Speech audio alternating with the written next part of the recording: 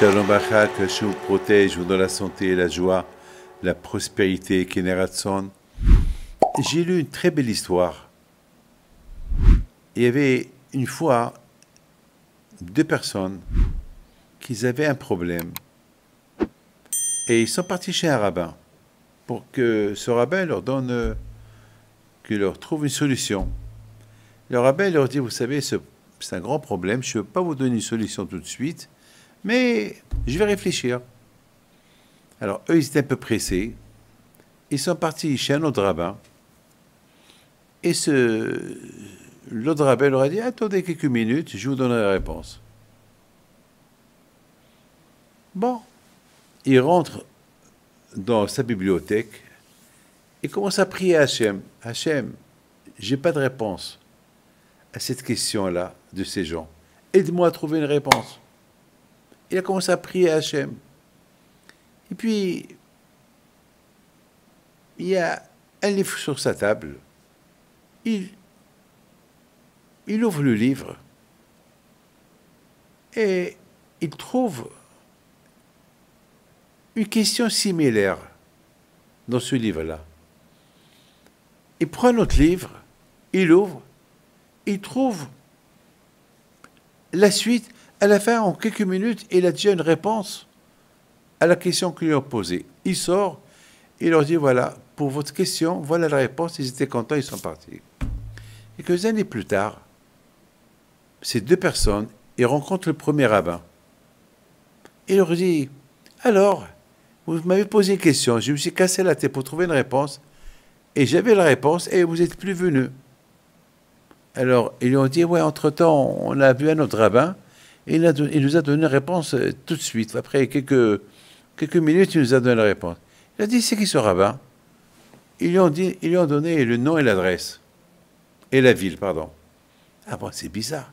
Ce rabbin qui a donné une réponse à une question que moi-même, j'ai pas réussi à la trouver.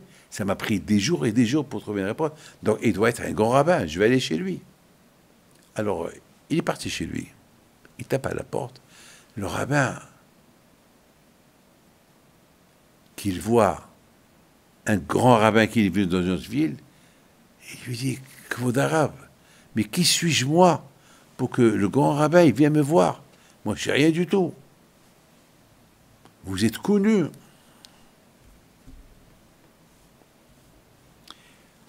Vous êtes Rabbi Mishulam Agra, un grand rave. Moi, je suis zéro. Écoute, je ne suis pas venu ici pour voir qui est mieux, moi ou toi. Non, je suis venu pour comprendre une chose. Il y a deux Juifs qui sont venus chez vous, il y a quelque temps, ils vous ont posé une question. Et voilà la question. Ah oui, oui, je me rappelle. Et vous avez tout de suite répondu. Oui. Comment vous avez fait? Moi, ça m'a pris des jours et des semaines pour trouver une réponse. Et toi, tu as trouvé vite. Et vous m'excusez. Donnez-moi le secret. Qui, peut-être, vous êtes un tzaddik, un homme caché. Alors, il répond, il dit, non, je suis rien du tout. Mais lorsqu'ils m'ont posé la question, je n'avais pas de réponse. Alors, je suis rentré dans une chambre, j'ai prié au bon Dieu. Et le bon Dieu m'a éclairci la tête. Et je suis parti, j'ai ouvert un livre, deux livres, et je trouvais la réponse.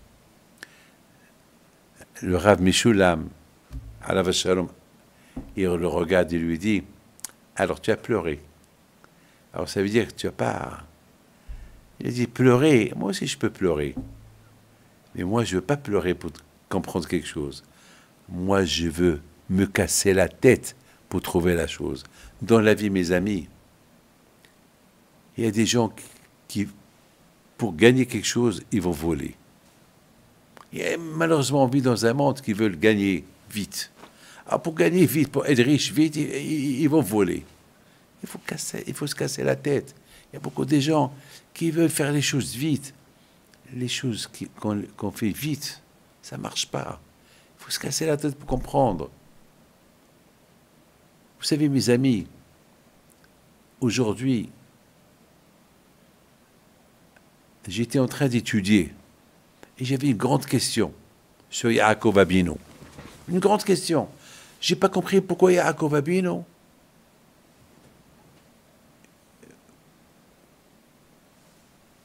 Il était tout le temps assis en train d'étudier la Torah.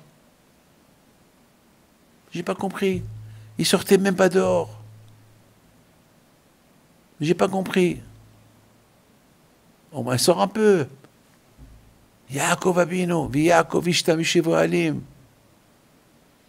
Mes amis, lorsque Yaakov Abinu, il a compris sa responsabilité.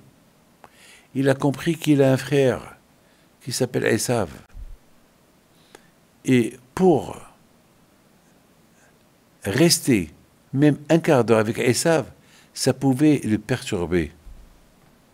Il a préféré étudier la Torah. Vous vous rendez compte? Esav, il habite dans la même maison que Yaakov. Yaakov Abinu alav shalom, Yaakov Ishta Mishevo Alim. Il se cassait la tête. Pourquoi? Pour ne pas tomber dans le piège de Esav. C'est ça Yaakov Abinu. Dans la vie, mes amis, tout ce qui est dur à avoir, lorsque tu vas l'avoir, tu vas réussir. La Torah, c'est dur à l'avoir. Une fois que tu l'as, tu vas réussir. Que Hachem y fasse, qu'on soit toujours dans la Torah. Amen. Que Hachem vous protège.